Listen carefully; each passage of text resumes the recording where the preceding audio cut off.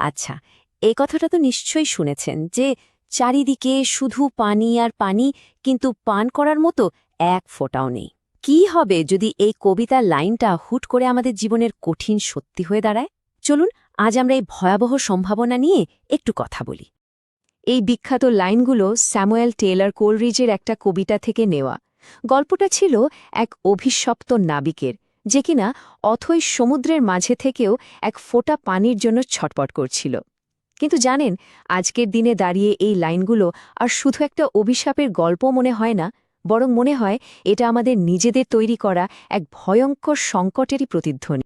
এটা তো আমরা সবাই জানি, তাই না, যে পানি ছাড়া আমরা বাঁচতে পারব না। আমাদের শরীরেরই তো প্রায় 2/3 পানি দিয়ে তৈরি। আর ঠিক এই কারণেই জাতিসংঘ কিন্তু পানীয় জলের সংকটকে ভবিষ্যতের জন্য অন্যতম একটা বড় চ্যালেঞ্জ হিসেবে চিহ্নিত করেছে। কারণ জীবন টিকিয়ে রাখার জন্য যে জিনিসটা সবচেয়ে জরুরি, সেটাই আজ হুমকির মুখে। কিন্তু একটা প্রশ্ন মাথায় আসতেই পারে, আমাদের মতো এমন একটা নদীমাতৃক দেশে যেখানে প্রচুর বৃষ্টি হয়, সেখানে কি আসলেই এমন সংকট তৈরি হতে পারে?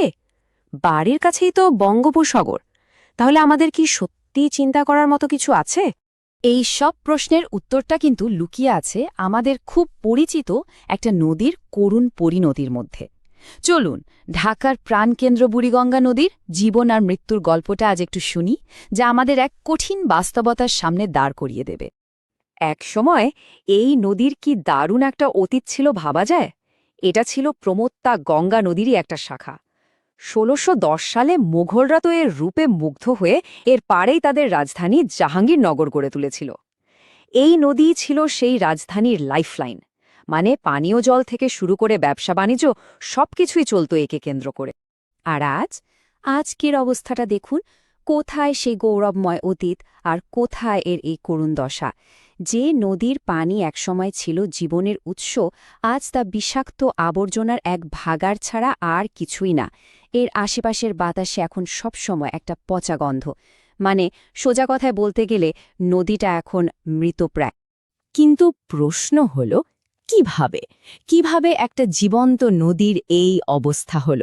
দুঃখজনক হলেও সত্যিটা হল, যে শহরকে এই নদী জীবন দিয়েছিল, সেই শহরই একটু একটু করে একে মৃত্যুর দিকে ঠেলে দিয়েছে। চলুন দেখি এই ধ্বংসের পেছনের মূল কারণগুলো আসলে কি। নদীর ওপর প্রথম আর সবচেয়ে বড় আঘাতটা আসে এই কঠিন বর্জ্য থেকে। ভাবতে পারেন, ঢাকা শহর থেকে প্রতিদিন প্রায় ৪,৫০০ টন কঠিন বর্জ্য সরাসরি বুড়িগঙ্গায় ফেলা হচ্ছে। এই বিপুল পরিমাণ আবর্জনা যে কোনো নদীর ইকোসিস্টেমকে একাই ধ্বংস করে দেওয়ার জন্য যথেষ্ট। কিন্তু এখানেই শেষ না। কঠিন বর্জ্যের চেয়েও কয়েক গুণ বেশি ভয়াবহ হল কলকারখানার বিষাক্ত রাসায়নিক। পরিবেশ অধিদপ্তরের তথ্যমতে প্রতিদিন প্রায় ২০,০০০ টন ট্যানারির বিষাক্ত বর্জ্য এই নদীতে এসে মেশে। এই কেমিক্যালগুলো আক্ষরিক অর্থেই নদীর পানিকে পুরোপুরি বিষ বানিয়ে ফেলছে। বিশেষজ্ঞরা কিন্তু নির্দিষ্ট করে বলেই দিয়েছেন যে এই দূষণের জন্য মূলত কারা দায়ী। রাজধানীর আশেপাশের এই ৯টা শিল্প এলাকা, টঙ্গী, তেজগাঁও, হাজারীবাগ, তারাবো, নারায়ণগঞ্জ, সাভার, গাজীপুর, ঢাকা ইপিজেড আর ঘোড়াশাল, এগুলো শুধু কয়েকটা জায়গার নাম না। এগুলো হলো সেই সব শিল্পকেন্দ্র যেখান থেকে প্রতিদিন অবিরাম বিষাক্ত বর্জ্য নদীতে ফেলা হচ্ছে। এটা কোনো দুর্ঘটনা নয়, এটা একটা সিস্টেমেটিক ধ্বংসযজ্ঞ।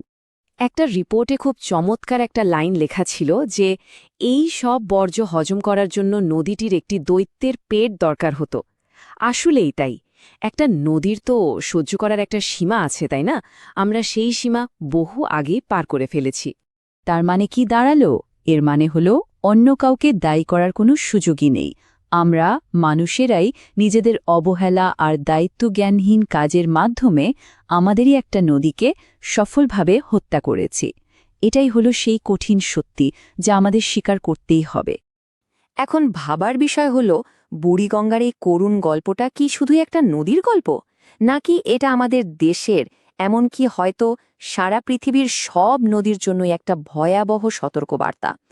আমরা যদি এখনই সচেতন না হই, তাহলে কিন্তু দেশের বাকি নদীগুলোরও ঠিক একই পরিণতি হতে বেশিদিন সময় লাগবে না। তো যেখান থেকে শুরু করেছিলাম, চলুন সেখানেই ফিরে যাই। আমরা যদি আমাদের নদীগুলোর ঠিকমতো যত্ন না নিই, তাহলে হয়তো সত্যি সত্যি এমন একদিন আসবে যেদিন আমরা কোলরিজের সেই বৃদ্ধ নাবিকের মতো পানি পানি বলে আর্তনাদ করব, কিন্তু চারপাশে অপুরন্ত পানি থাকার সত্ত্বেও পান করার জন্য এক ফোঁটাও খুঁজে পাব না।